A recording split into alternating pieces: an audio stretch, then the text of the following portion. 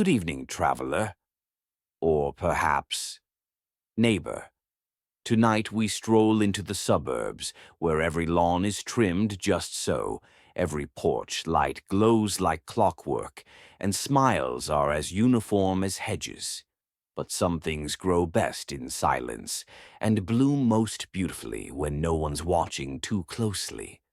Welcome to Tales to Sleep by your trusted companion for stories whispered in the dark.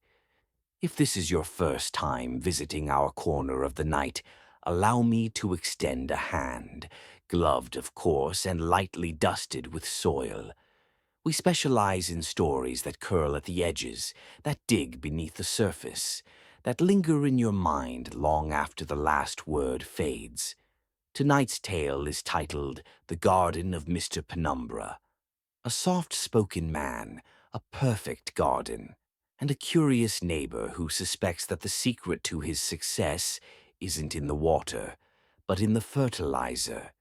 You'll meet roses that bloom too brightly, vegetables that swell like organs, and roots that go much deeper than anyone dares to guess. So dim the lights. Bolt the door, and check your flower beds before you settle in. Sometimes the ground beneath your feet remembers everything, and it may not be done growing. If you enjoy what we do, don't forget to press like and subscribe. Not for me, for the garden. Now then, let us begin.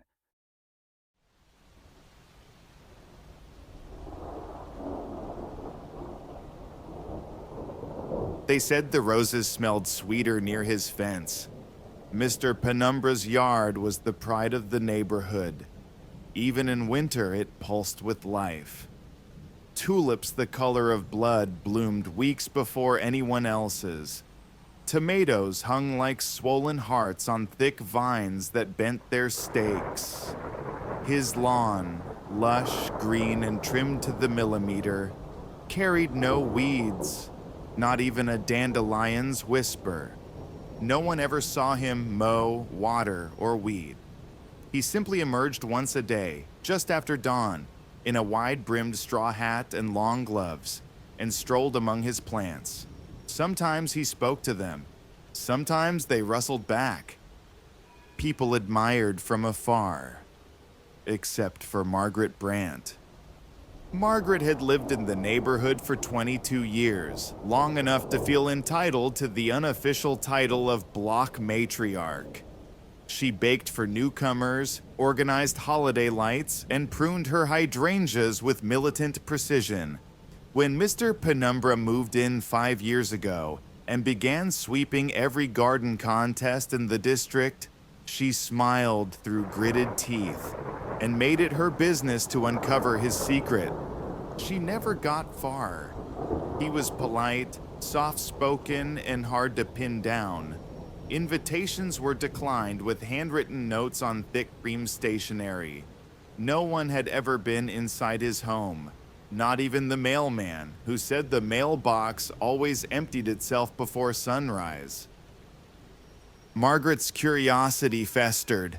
She'd stand at the edge of his yard, arms crossed, muttering to herself while staring at cabbages the size of basketballs and petunias that shimmered unnaturally in moonlight. One morning in late May, she found a reason to get closer. It started with the smell. A faint coppery scent drifted over her backyard, just strong enough to wrinkle her nose. Not sewage, not rot. Something in between?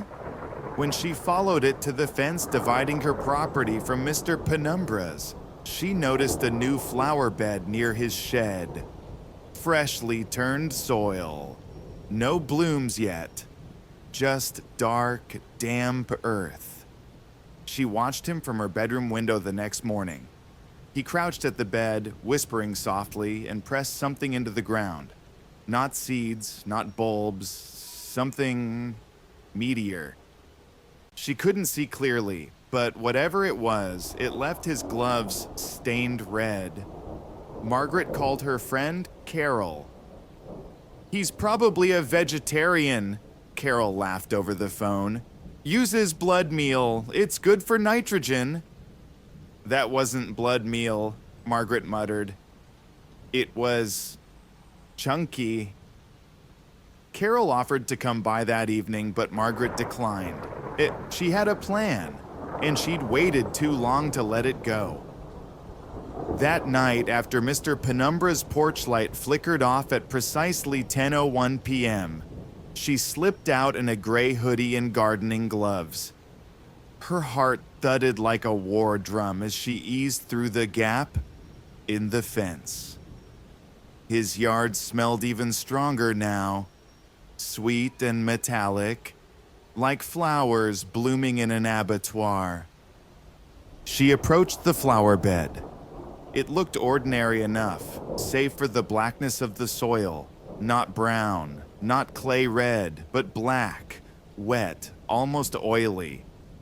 She bent down and poked at it with the trowel she'd brought in her coat. It squished, not the satisfying give of earth, but the soft resistance of tissue. She dug a little deeper. Her trowel hit something solid. She scraped gently. It was smooth, round. She unearthed more of it, then gasped, dropping the tool. A tooth. Human, unmistakably. Yellowed with a faint silver filling. She stumbled backward, clutching her chest. Her flashlight caught something poking from the soil a few feet away. A thin length of bone, barely exposed. Too straight to be a root. Behind her, a twig snapped. She froze, listened, nothing. Her breathing grew sharp. She turned off the flashlight and backed away, careful not to make a sound. Another crack, this time louder, closer.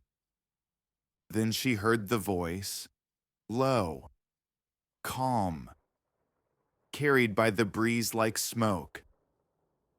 Something wrong with the soil, Margaret. She turned. Mr. Penumbra stood on the path between his tomatoes and zucchinis, hands clasped behind his back. No hat, no gloves, just a pair of quiet eyes, pale as mushrooms, and a faint smile that didn't touch them. She stammered. I heard an animal. Thought it might have fallen in your yard. He nodded slowly. Plenty of animals around here. Margaret tried to sidestep toward the fence. You shouldn't be here, he added. Still calm, still smiling. She glanced at the flower bed. You're hiding something. Everything grows better with the right nutrients. The smile widened. Margaret bolted. She didn't look back. She didn't sleep that night. The next day, she tried to report him, called the police, told them about the smell, the flower bed, the tooth. They came, looked around, spoke to Mr. Penumbra. He invited them inside. When they left, they shook their heads and assured her everything was fine. No one found a tooth. The bed was gone, replaced by grass. They joked that maybe she'd had a bad dream. Margaret stewed, watched, waited, but Mr. Penumbra never broke routine until 2 nights later, when she saw the light in his shed flick on at midnight, and the scream that followed. A short, wet sound, cut off too fast. She called the police again, but by the time they arrived, there was no light, no scream, no sign of anything. They warned her about wasting their time. Margaret knew what she had to do. She wasn't going to call anyone else. She was going to find out what was really going on in that shed, even if it killed her. Margaret Brant hadn't always been brave. She'd just gotten too old to be scared. She'd lived through cancer, divorce, a home robbery, and 3 decades of HOA meetings. A man with a pretty yard and secrets in the soil wasn't going to rattle her. Not when she knew the truth. She waited until Thursday night. That was trash night. Penumbra always brought his bin to the curb like clockwork, just after 10. She watched from her darkened kitchen window, holding her breath as he wheeled it silently down the drive. He didn't glance left or right, didn't notice her. He never did. At 10:08, his porch light clicked off. She grabbed her phone, a mini flashlight, and a pair of garden shears, just in case. The back gate creaked louder than she liked. She paused, listening. No movement. The yard felt dead still, even the air stiff like it was holding its breath. The shed stood at the far end of the garden, past rows of vegetables glistening in the moonlight. Zucchinis thicker than wine bottles, vines pulsing with sap. She moved fast but careful, avoiding any crunch of leaves or snap of twigs. At the door, she crouched low, heart racing. Up close, the shed smelled foul. Not manure, not decay. A sharp stomach-turning stench like iron mixed with mold. She tested the handle, locked. But the hinges were rusted. She slid her shears into the seam and began to pry. It took longer than she wanted. The metal scraped, groaned, popped. Her hands shook, but the adrenaline was louder than fear. Finally, with a dull click, the latch gave. She opened the door and gagged. The air was wet with heat and rot. Flies buzzed in the corners. A single dangling bulb flickered overhead, painting the inside in a sickly yellow. There were tools, yes. Shovels, clippers, a wheelbarrow. But there were also things no gardener needed. Bone saws, tarps, buckets labeled calcium. A butcher's table stained black and slick. In the far corner stood a massive barrel. Its lid was sealed with thick chains and a padlock. Margaret moved toward it, feet crunching something at the ground. She looked down. Teeth. Dozens of them, scattered like seeds. She snapped photos with trembling hands, making sure to get everything. The barrel, the tools, the teeth. Her phone's flash was off. She didn't want to risk the light, not until she had proof. Then she heard the door creak shut behind her. She spun. Mr. Penumbra stood in the doorway, no hat, no smile. "You just couldn't help yourself," he said. Margaret backed up, almost slipping on the wet floor. "I'm calling the police." He didn't move. "They won't believe you." "I have pictures." He sighed. "You think this is about a secret garden?" She fumbled with her phone, trying to find the call button, but her hands were slick. "It's about balance," he continued. "The soil needs feeding. Nature takes. We forget that." Margaret lifted the shears. "Stay back!" He stepped inside, shutting the door behind him. "You broke into my property," he said, almost sadly. "No one will question what happens next."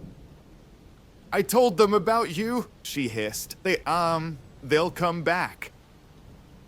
"Did you tell them about the tooth?" he asked. That stopped her. He smiled again. "That was planted. For you." Her mouth went dry. "You needed to believe," he said. "I needed a witness." "What are you talking about?" He gestured to the garden through the small shed window. "The vegetables don't grow on flesh alone. They need guilt. They need fear. It's the suffering that seeps deepest." Margaret shook her head.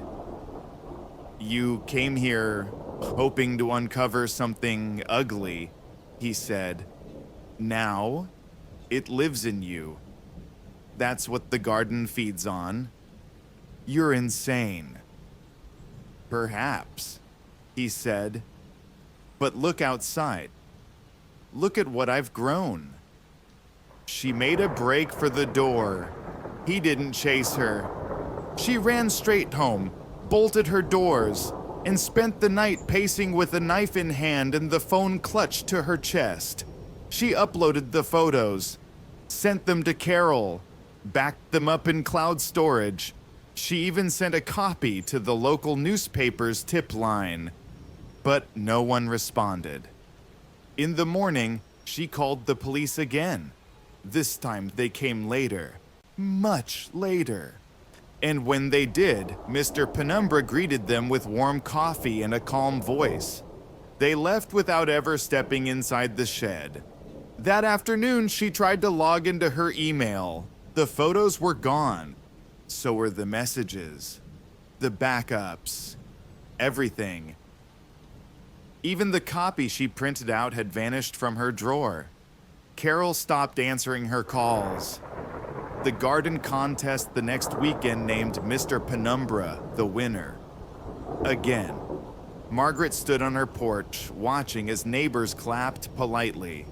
She watched his smile, his bow, the way he handed a fresh tomato to the judge, who bit into it right there, juice running down his chin. No one noticed the smear on the tomato's skin. Faint, rust-colored. No one noticed Margaret watching, trembling. That night, she didn't sleep. She stayed up rereading gardening books and fertilizer guides, trying to find something, anything, that made sense of it all. At 2:43 a.m., her doorbell rang. When she looked outside, no one was there. But on her welcome mat sat a small pot of soil, perfectly packed. And in the center of it, a single tulip bloomed, bright red, unnaturally tall. She didn't touch it, just stared, because tucked beneath one petal was a photo of her, standing in his shed, holding the shears. Margaret didn't leave her house for 3 days. The tulip sat outside her door, its red petals never wilting, its stem unnervingly straight no matter how hard the wind blew. She'd tried to throw it out, wrapped it in plastic, dropped it into the garbage bin, buried it under coffee grounds and cat litter. The next morning, it was back on the mat, clean, upright, blooming. On the 4th day, she cracked. She packed a bag, grabbed her emergency cash, and drove 3 towns over to her niece's place. She didn't tell her why, just said she needed a few nights to breathe. But even there, the dreams followed. She saw herself walking into Penumbra's yard over and over, drawn to his garden like it called her name. Each dream ended the same way, with roots bursting from the soil and wrapping around her ankles, dragging her under. The flowers whispered her name. The soil drank her screams. By the 5th night, Margaret knew she couldn't run from it. She had to go back, not to ask, not to beg, to end it. She returned just after sunset, gloves on, sleeves rolled. In her bag was a crowbar, bolt cutters, lighter fluid, and a long serrated kitchen knife. Penumbra's house sat quiet.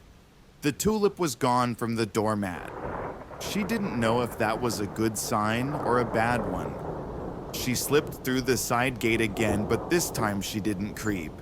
She walked tall, fast, purposeful, heart pounding with the clarity of someone who had nothing left to lose.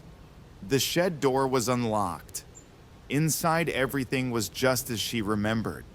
The buckets, the saws, the barrel. But the light was already on. She wasn't alone.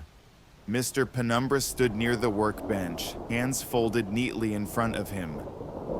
No smile this time, no hat. just his face, calm, expectant.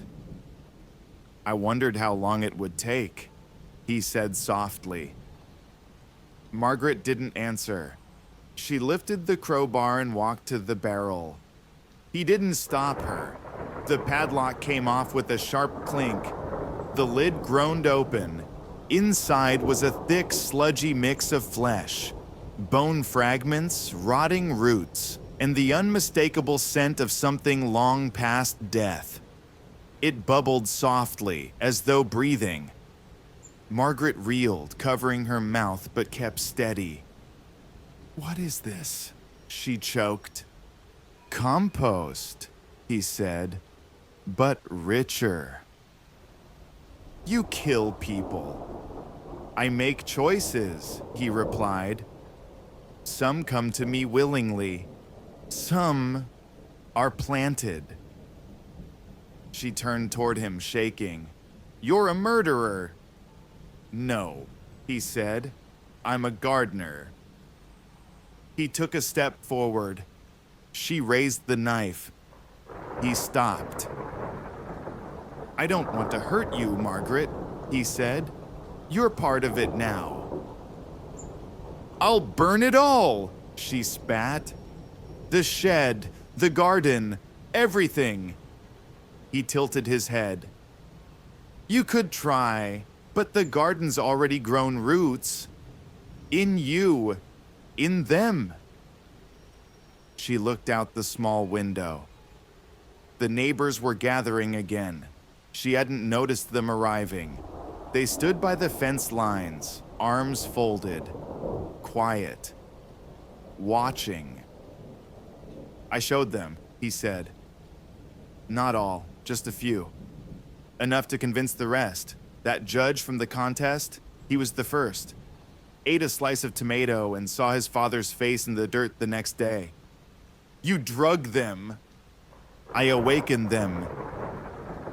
Margaret felt bile rise in her throat.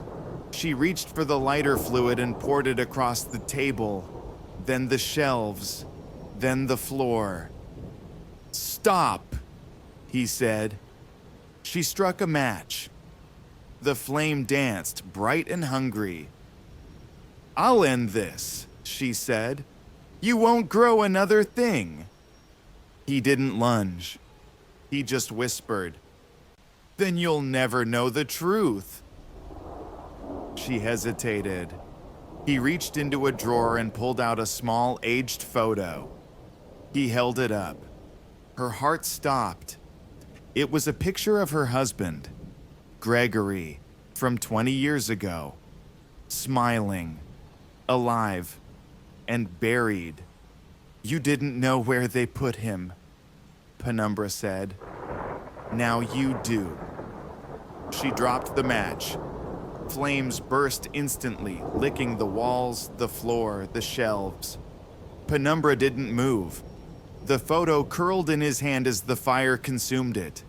He stood still, peaceful, as the blaze roared around him. Margaret turned and fled. She ran through the garden, the smoke at her heels. The plants writhed in the heat, vines curled and popped, flowers shriveled. She didn't stop until she was back at her house, breath ragged, eyes burning. Behind her, the shed was a torch. Neighbors gathered, sirens wailed in the distance. No one said a word. No one helped. No one blamed her. The shed burned to the ground. The police called it an accident. No body was found, no tools, no barrel, just scorched earth. The next day, the garden remained, perfectly intact. No sign of fire had touched it. No ash, no charred stems, only fresh soil and new blooms. 3 days later, Margaret's backyard began to change. Tiny sprouts emerged along her fence line, bright green, thick, fast-growing. By the end of the week, they had spread to her rose bushes, her potted herbs, even the cracks in her walkway. She tried to pull them, burn them, poison them. They returned faster, wilder. At night, she heard rustling outside her window. Not wind, movement, whispers in the soil. Sometimes she dreamed of Penumbra, standing by her shed, smiling again. The neighbors stopped waving, stopped visiting. They still held garden parties, still applauded each other's crops, but she was never invited. Not anymore. She wasn't part of the garden. She was a weed. By the end of the month, Margaret put her house up for sale. No one called, no offers. The real estate agent vanished. One morning, she stepped outside to find a new flower bed in her yard. It hadn't been there the night before. Freshly turned earth, rich black soil. And in the center, a single tulip, red, unnaturally tall.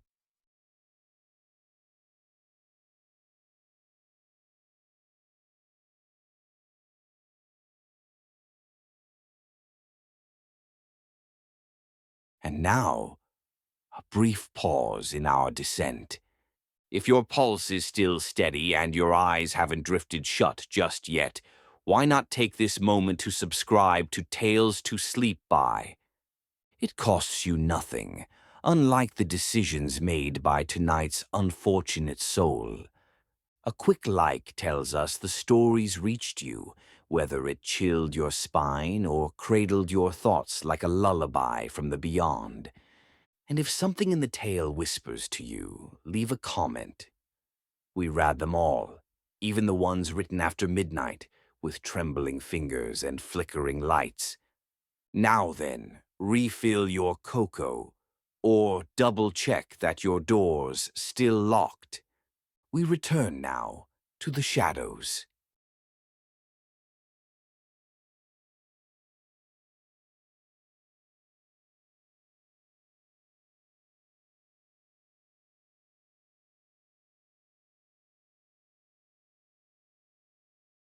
It was the summer of 1986, the kind of summer where the air itself felt like honey, warm, golden, and just thick enough to make you lazy, the kind where cicadas played background music to your dreams and the world smelled like hot pine and sunscreen.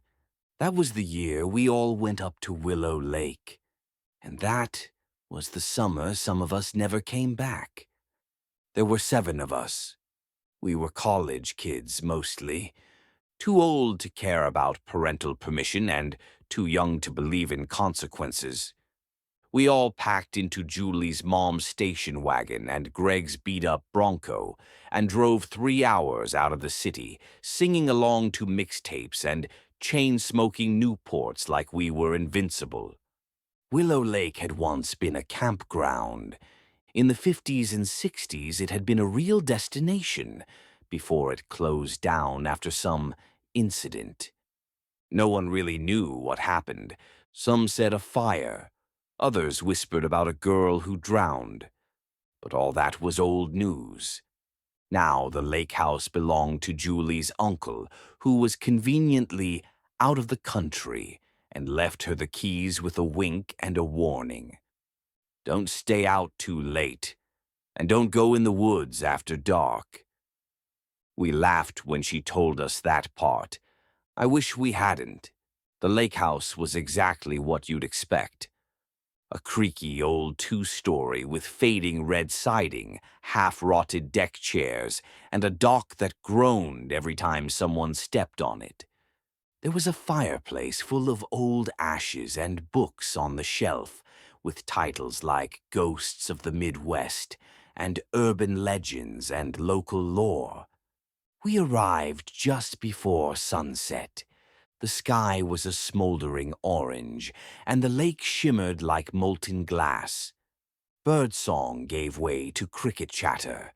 Somewhere a loon called, long and low, almost mournful.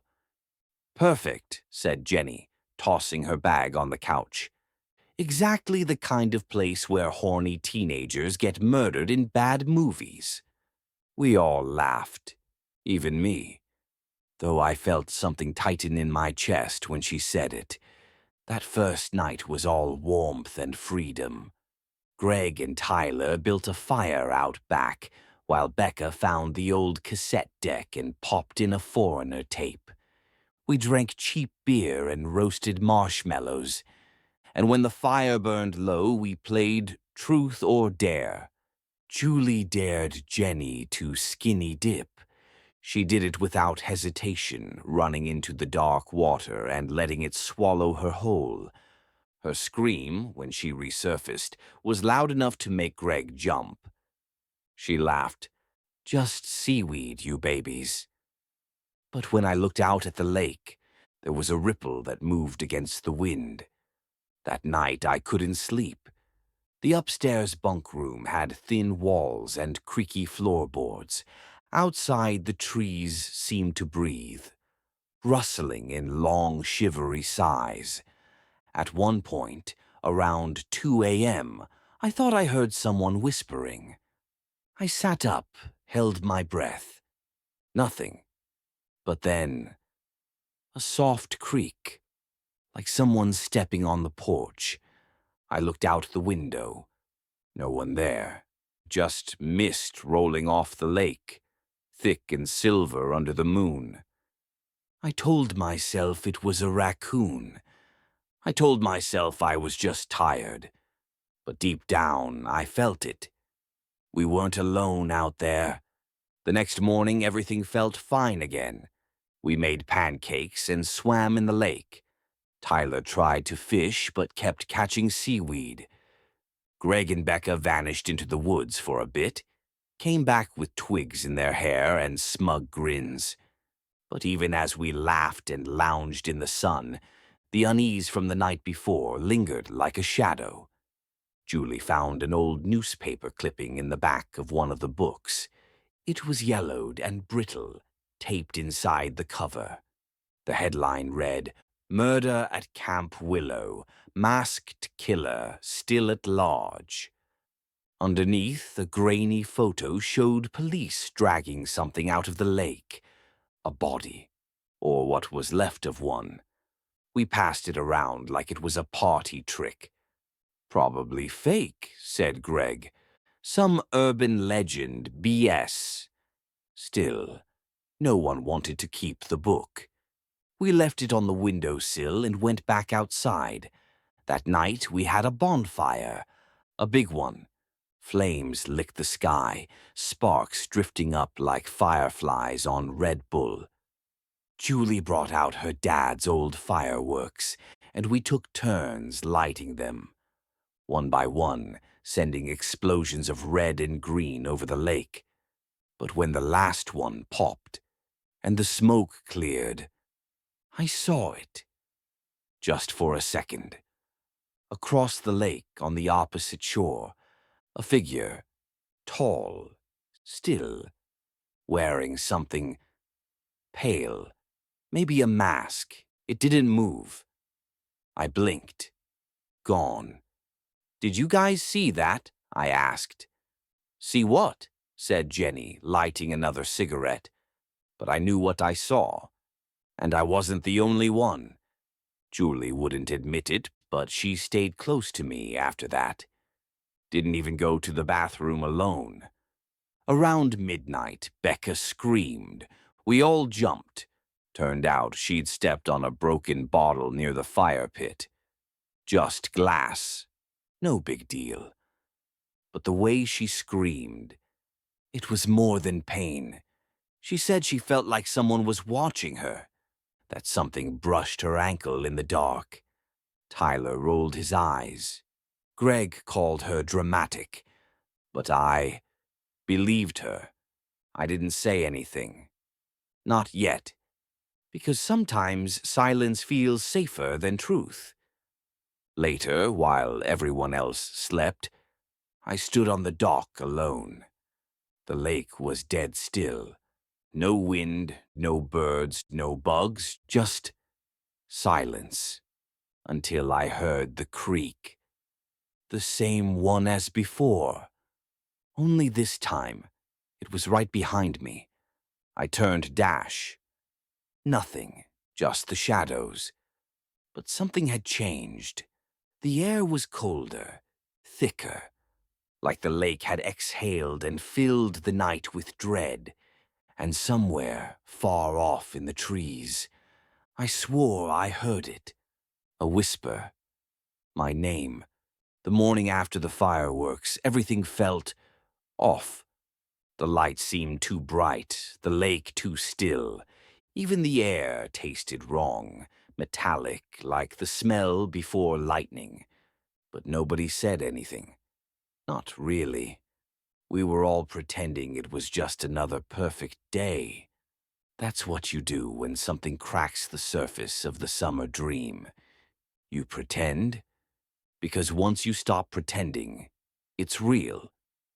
Tyler went out to chop wood, said he needed to feel manly. He strutted into the trees with a dull axe and no shirt, promising firewood and probably hoping for applause. He never came back. An hour passed, then 2. At first, we joked. He probably found a squirrel and adopted it, said Jenny. Or a tree to marry, Becca added. But when the sun dipped lower and the shadows began to stretch, we started to worry. Julie and Greg went out to look for him. They called his name, over and over, but the woods gave nothing back. By dusk, they returned empty-handed. Greg had a scratch on his cheek, said it was a branch, but he looked shaken. We found the axe, he told us, stuck in a tree, like really stuck, too high for Tyler to reach, unless he threw it. Julie looked pale. You think he's playing a prank? No, Greg said. Flat. Final. That night, no one partied. We stayed indoors, locked the doors, barricaded the back window with a coffee table like it mattered. Jenny tried to lighten the mood, put on a tape of the Bangles and danced alone in the living room. But even she gave up when no one joined. There was a knock on the front door around 10 p.m. 3 slow raps. We froze. Every eye turned to the door. Maybe it's Tyler, whispered Becca. Julie shook her head. No way he'd knock. He'd barge in like an idiot and yell, surprise. Greg moved toward the door, slowly. Don't, I whispered. But he opened it. There was no one there. Just night. The sound of crickets, and on the welcome mat, a dead rabbit, its neck twisted, cleanly, and nailed to its fur was a scrap of something white. We didn't know what it was at first. Then Julie gasped. It's part of the mask, the one from the newspaper clipping. White, cracked, the edge smudged in something brownish red. We didn't sleep. Most of us stayed huddled in the main room, backs to the fire, eyes on the windows. At some point in the early morning, I heard crying. Software from upstairs. I crept up to the bunk room. Becca was sitting on the floor, knees to her chest, staring at the closet. Becca, I whispered. She didn't answer. I stepped closer. Her eyes were wide, so wide, and she was mouthing something. No sound, just lips forming a phrase over and over again. He's in the walls. I reached for her. She shrieked, clawed at me like a trapped animal. It took all of us to calm her down. She didn't speak again for hours. By midday, we decided we had to leave. Pack up. Go home. Forget the whole thing. But the Bronco wouldn't start. Dead battery. The station wagon was gone. None of us had moved it. Julie was the only one with the keys. But they weren't on the hook. They weren't anywhere. We searched the house. Nothing. That's when we realized we were trapped. Greg armed himself with a rusted crowbar from the shed. "We stay together," he said. "No one goes outside alone. No one leaves the group. Got it?" We all nodded, except Jenny. She disappeared around 5 p.m. We thought she was napping, or sulking in the bathroom, or maybe just hiding for attention. But when Greg kicked open the locked bathroom door, we found nothing but steam and a smear of something red across the mirror. A fingerprint, smudged, like it had been drawn by someone trembling. Below it, written in streaky letters, "Shh." The sun began to set again, and with it, the last of our hope. We stayed huddled in the living room, curtains shut, all lights off. Greg stood guard at the front window, crowbar in hand. Julie lit candles. They flickered like nervous eyes. Every noise made us jump. The creak of the floor, the hum of the fridge, a branch tapping the glass. Becca hadn't moved. She stared out the back window, unmoving, lips still twitching. And then the power died. A hard click, like someone had flipped a switch. The candles became our only light, and that's when the whispering began. It came from the fireplace, low, wavering, like wind caught in a pipe, but wrong. We all heard it. It spoke no words, just syllables, broken and watery. Julie knelt beside the hearth. "Is someone there?" she whispered. And something answered. A long, dragging sound, like something being pulled across stone. Greg stepped forward, crowbar raised. Then it hit, hard, fast, a blur of pale cloth and glinting steel. Greg's body jolted like a puppet on wires. The crowbar clanged to the floor. Blood sprayed across the fireplace bricks. Julie screamed. Becca didn't move. I ran. It wasn't brave. It wasn't smart. I just ran. I made it to the boathouse, locked the door behind me. Outside, the air was alive with sound. Insects, waves, footsteps on gravel. I curled into the corner and waited. Through the cracks in the wood, I saw a shape pass by, slow, deliberate, carrying something, dripping. The mask was bone white, no expression, no holes, just blank, like porcelain, like death. It paused, tilted its head toward the boathouse. I held my breath. A moment passed, then it moved on. I stayed there till dawn. When I finally crawled back to the house, everything was silent. The door hung open, candles burned down to puddles of wax. Julie's necklace lay on the floor. Its chain snapped. Becca's sweater was draped across the couch, but no one was there. No bodies, no blood, just emptiness. And on the window pane, written in that same smudged red, "One more." I don't remember walking back into the woods. I just remember the quiet and how unnatural it was. Willow Lake had always been loud with life. Crickets, loons, the rustle of trees. But that morning, it was as if nature had stepped back, made room for something else. I was the only one left. That's what I kept telling myself. Julie, Becca, Greg, all gone. Jenny, too. Maybe Tyler had been the first. Maybe he was still out there. But something deep in my chest told me. I was alone. But not really.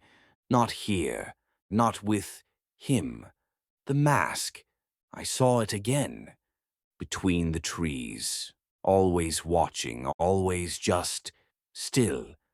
It didn't chase, it didn't run, it waited.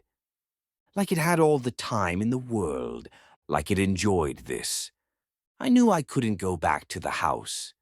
That place was hollow now, a shell, a trap. So I went deeper, past the edge of the woods, toward the old trails we never explored, the ones Julie warned us about, the ones that hadn't been used since the camp closed. I found the old cabins just after noon, overgrown, windows shattered. Nature had taken most of them back, roots twisting through floors, vines swallowing walls. But something about them felt wrong. They hadn't been abandoned. Not really. One door hung open. Inside, a mattress, stained, still warm. And on the far wall, photos nailed in a perfect line, black and white, faded from age, faces, children, campers from decades ago. Each photo had an X scratched over the eyes, all but one. The last photo was newer, color, slightly curled at the corners. It was of us, at the lake house, first day, smiling, happy, oblivious. My fingers shook as I pulled it down. On the back, in smudged pencil, "Last season."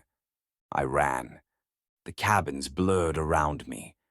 Green and brown and too much silence. The sky was starting to change again. Afternoon slipping toward that golden hour.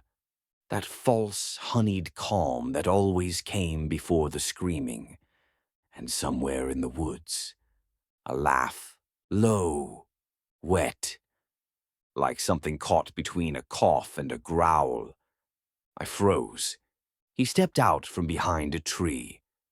Not fast, just present. The mask was different now. Cracked, one side splashed in something red and drying. He held the blade, rusty, long, like a kitchen knife dipped in dirt and time, and in his other hand, Jenny's bracelet, still clasped, still closed. I turned, ran, faster than I thought I could. The branches clawed at me. The air turned sharp, full of smoke and pine. I made it to the lake. The dock was still there, empty, waiting, and floating just offshore. A canoe. I ran to it, shoved it into the water, jumped in, splashing, lungs burning. I didn't look back, not until I was halfway across, and even then, I saw him standing on the shore, still, watching. The mask a white dot against the trees. He didn't follow. Not yet. The other side of the lake felt dead. I pulled the canoe onto the shore and collapsed. Everything ached. Every muscle screamed. But I couldn't stop. Because I knew he was coming. Maybe not now. Maybe not tonight. But soon. Because this wasn't a random act. This was ritual. This place was his. We were just trespassers, offerings, and I was the last one left to carve. I found an old ranger station up the ridge, locked tight, but the side window had rotted through. Inside was dust, rot, and the smell of mold. But there was a radio. I tried it. Dead. I tried again. Nothing, but then a crackle, a flicker of life, static. Then a voice. Ranger base echo, come in. My throat tightened. I pressed the button.